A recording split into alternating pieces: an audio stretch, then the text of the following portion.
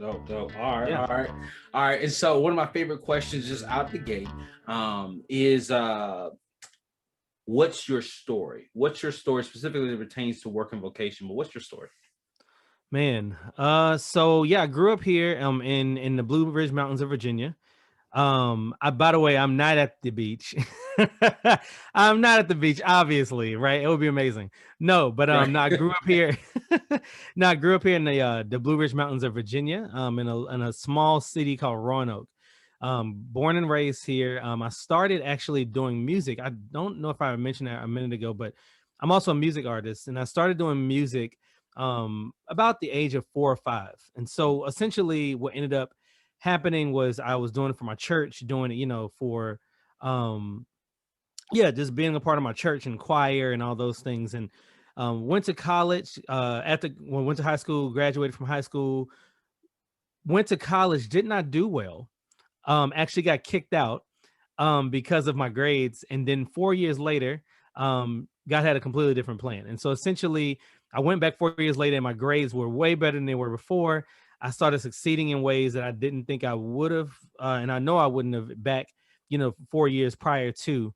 And so I went back to college, and then I transferred to Liberty University, which is where I got my degree in advertising and public relations. And so now I work full time for my city library, uh, which is called Roanoke Public Libraries. I work as the community engagement person, so kind of like the community services assistant, where I get to bring in different events, programs, to engage our community. Right now with COVID, of course, those things are kind of different. However, I'm still responsible to bring in virtual programming. So that's kind of what I do now.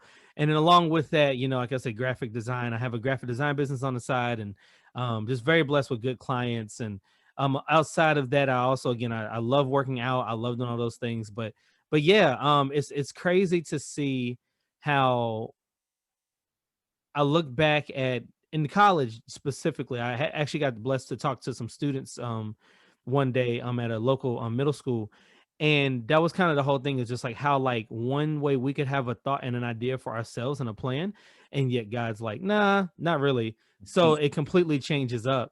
And what I thought was what most Americans think. You go to grade school, then you're in high school, you graduate, you go to college, you get your degree, and then you get married, you get a dog, you get a house, and so on and so on. And that's just not what's happened. And you know what though? Like, it's wonderful. Because I'm finding joy in where I am now. And so I think it's great, like how my plan isn't the American plan or the American dream whatsoever. And so yeah, I would say that's my story. Yeah. That's dope, man. I appreciate you sharing, the in and out. I'm also a transfer. I went to one college, didn't work out, had to transfer, started over, And so I think that we a lot of times will gloss over certain parts of it, but Hmm. that's so important, especially for the next generation that's growing up. It's like, okay, all right. So you don't have to have like this perfect. What like you go through different challenges, and there are different obstacles. And that's part of the story too. So I really Yeah. appreciate that. Yeah.